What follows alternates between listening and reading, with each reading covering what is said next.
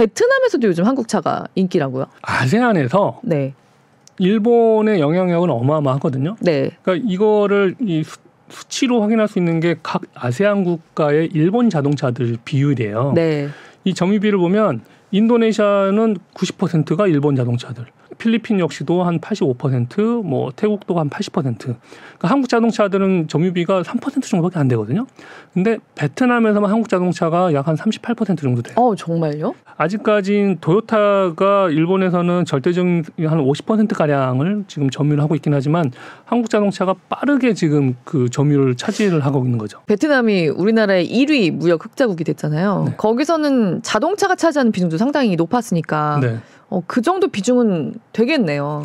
베트남의 현대차하고 기아차를 판매하는 베트남 현지 딜러 업체는 이제 각기 다른 회사들이에요. 근데 그 회사들이 베트남에서 자동차를 뭐 조립하기도 하고요. 현대자동차를 조립하기도 하고 판매를 하고 있기도 한데 베트남 사람들이 일본 자동차에 대해서 아주 한 30년 넘게 일본 자동차들을 절대적인 점유율을 차지한 게 좀 지겨웠던 것도 있는 것 같아요. 아, 네. 제가 베트남 사람들 되게 트렌디한 사람들이라고 네, 지난번에 네. 말씀을 드렸잖아요. 한국 자동차가 타보니까 괜찮고 가격도 차이가 없고 이 좀 세련돼 보이고 좋아 보이네. 이 차 한번 타볼까 하면 좀 사람들이 좀 많이 좀 타고 있는 상황인 거죠. 근데 말씀 듣다 보니까 생각이 나는데 저도 베트남 갔을 때 차를 그렇게 많이 못 봤거든요. 오토바이 왕국이거든요. 네네. 그리고 그 제가 갔던 다낭은 네.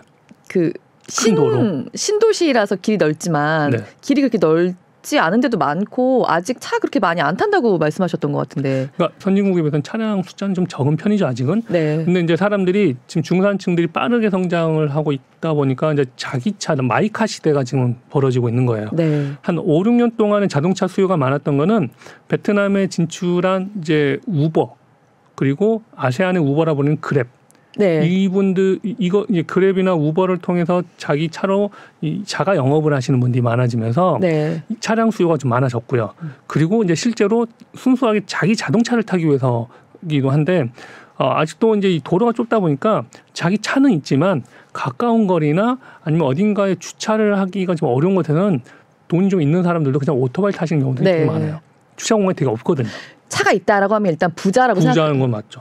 왜냐하면 베트남에서 조립되고 생산된 차는 세금이 좀 덜하긴 한데 네. 해외에서 수입된 자동차는 예를 들어서 차량 값이 1,000만 원이라 그러면은 관세나 이것저것 세금 부터하면 그 1,500만 원 정도예요. 그러면 차량 최종 내야 되는 돈은 한 2,500만 원 정도 되거든요. 아, 이거 완전히 사치품 취급을 받고 있군요. 그렇죠. 그래서 우리나라 기아의 이제 카니발이 베트남에 있는 주재원들 사이에서 되게 많이 이용하는 차이기도 해요. 렌트카로. 왜냐하면 네. 손님들 모시기도 좋고 차고 넓고 좋아서 그게 약 8천만 원 정도예요. 아, 카니발이 8천만 원 네. 정도. 세금 다 포함해서요. 자기 차를 타고 다닐 정도의 사람이면 꽤 소득 수준이 높은 사람인 거죠. 그러니까 우리나라 주재원이 아닌데 베트남인인데 카니발을 몰고 있다라고 네. 하면 여기는 좀 그러니까 행세를 하는 사람이구나. 그렇죠. 예. 체감상으로는 네. 제가 살고 있는 동네에 포르쉐나 렉서스를 타고 다니는 사람들이 눈에 띄게 늘었어요. 아무래도 이제 제가 사는 곳이 외국인들이 많이 살고 베트남의 상류층들이 많이 사는 곳이다 보니까 네. 거기에서의 변화가 이제 더 먼저 보이는 거긴 하겠죠. 네. 근데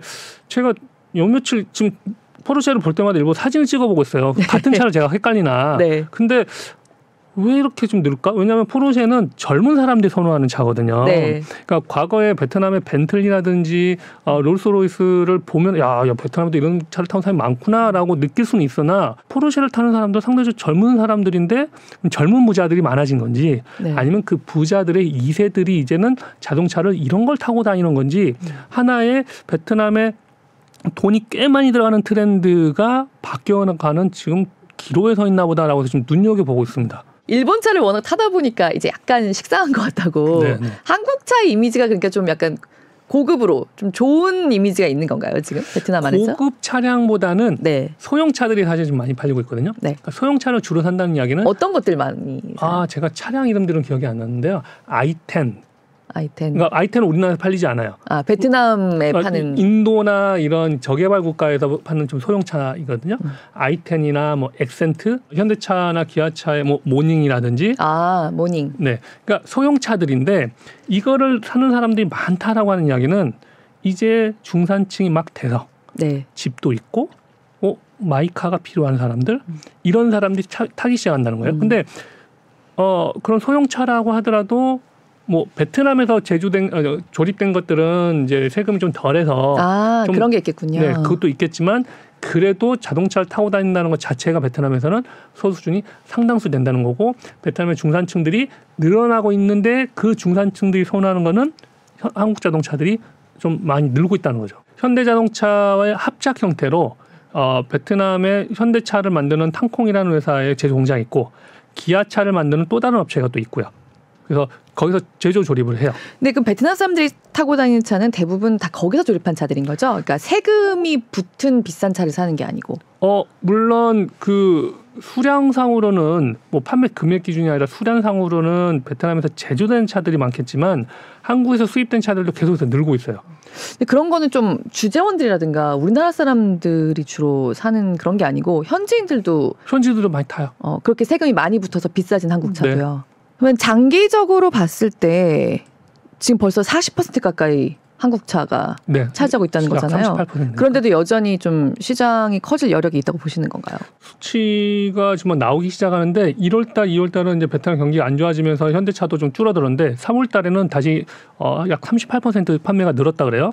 왜냐하면 이제 음력설이 1월 말에 있었잖아요. 그래서 1, 2월달에 좀 소비가 좀 감소 좀 되겠지만 3월달에 지금 다시 늘어났고 이제 이 상태에서 현대차가 어떻게 프로모션을 한다거나 적극적으로 나오느냐 또 다르긴 하겠지만 지금 뭐 세계적으로 아직 뭐 전기차가 지금 베트남에서 뭐 팔리거나 뭐 이런 상황은 아니긴 합니다만 그죠. 그거 좀 궁금했어요. 베트남은 지금 전기차는 뭐 아주 미미한 그러니까 전기차를 사고 싶은 부자들은 많을 텐데 전기차를 타려면 충전소가 좀 되죠. 이거는 국가가 준비가 돼야 되는데 국가가 사실 준비가 좀 베트남은 아직 그런 쪽으로는 별로 인프라가 거의 없다시피 한 거라고.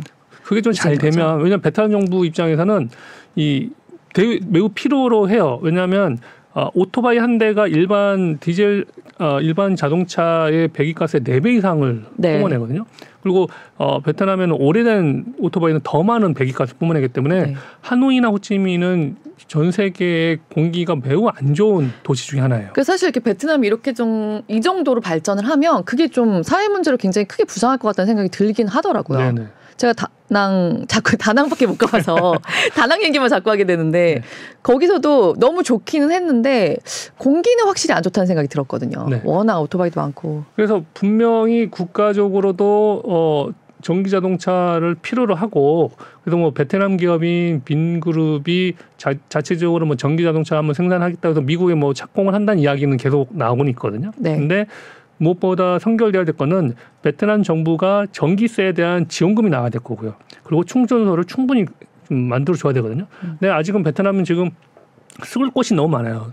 지금 베트남에 여러 가지 뭐 기간 산업이라든지 인프라라든지 공항을 더 늘려야 되고 들어갈 돈이 너무 많은데 아직은 전기차 쪽이 우선순위는 아닙니다.